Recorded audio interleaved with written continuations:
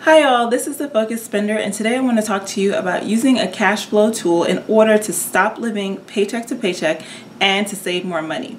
Later I will be sharing with you the actual tool so that you can try it yourself. But first, if you're new to my channel, I would love for you to subscribe. My channel is all about getting and staying out of debt, managing your finances and keeping them organized, and different tools in order to increase your personal net worth. So let's get started. If you don't know what a cash flow tool is, it's basically a tool designed for you to track when your revenue or your income is coming in and when your expenses are going out so that you can basically manage your bank balance. It helps you plan in advance for when you have to make a large purchase but your income is tight. It differs from a budget because a budget is static and is only looking at one point of time, whereas a cash flow tool is looking at your money over a period of time. It could be looking at your money over 3 months, 6 months, or even a year so that you can figure out when money is going to be low or when your income is going to be high so that you can plan accordingly. I often hear people refer to one of their checks as their bills check because basically everything that comes out of that check will go towards paying bills. And then the next time they get paid, they might go crazy because all of a sudden they have all of this money, but they don't have bills to pay. And that can lead to you not saving any money because you're not saving money when you get paid the first time because you're paying bills. And you're not saving money the second time because you're going crazy with shopping. So the cash flow tool is used to help you know when money's going to be tight, when you should be saving, and when you can spend a little bit more.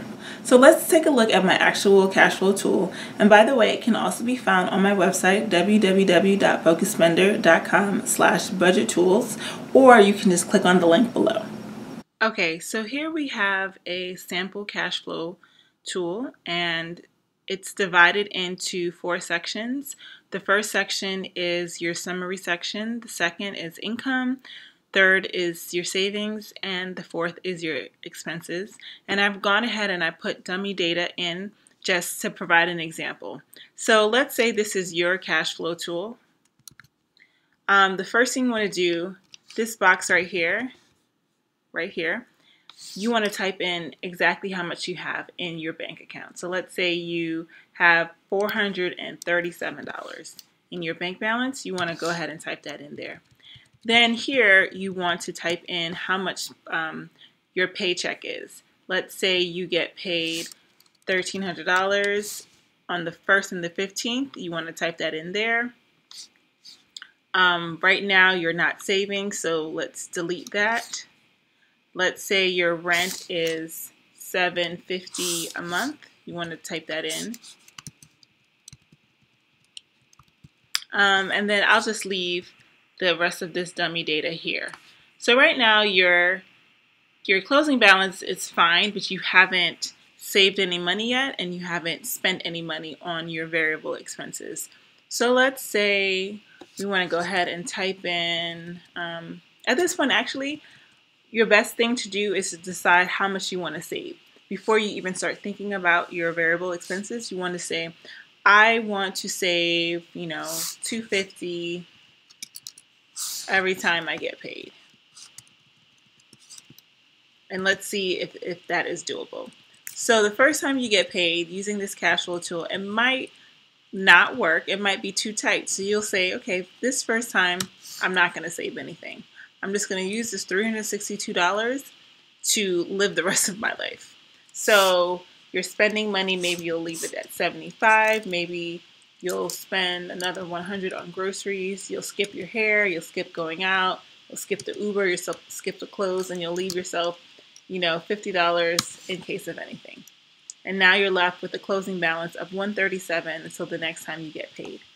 But now you can see that you can really start to plan out saving even more money and spending for your variable items. So let's go ahead and drag this $100 across. Every time you get paid, you'll spend $100 on groceries. Maybe you spend $75 every time you get your hair done, and you get your hair done every other week. It's still good. Let's say you will treat yourself to eating out once a month, and that's $75. Maybe you'll shop for clothes once a month. and then you're spending money. Let's say you want to spend $400 a month. You don't need to spend $400 every time you get paid. You'll say, I'm spending $200. I'm going to have $200 every time I get paid. But now, look, when you look up here, you see, okay, I have a negative cash flow balance here and here. So I'm doing too much. How do we reduce that? You can reduce it by saying, okay, every time I get paid, I'm not going to spend $200. I'm going to spend $150. So let's update that. So that's $150. You still have a negative cash flow balance here. So what else can you do?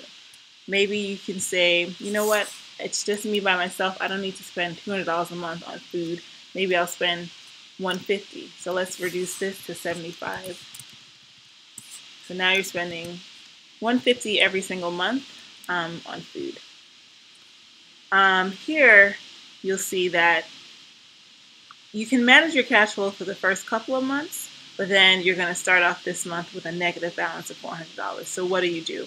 Okay, well, maybe for the next couple of months, I won't actually buy clothes. Let's delete that.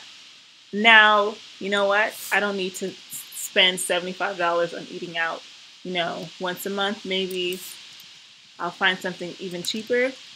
I'll spend $25 once a month just to make sure I treat myself. And let's go ahead and reduce that here. And what else can you do? Maybe spending money. I don't need $150 every time I get paid. I'll spend $125. Why don't I just drag this? Let me drag this over. And what else can I do? Let's see.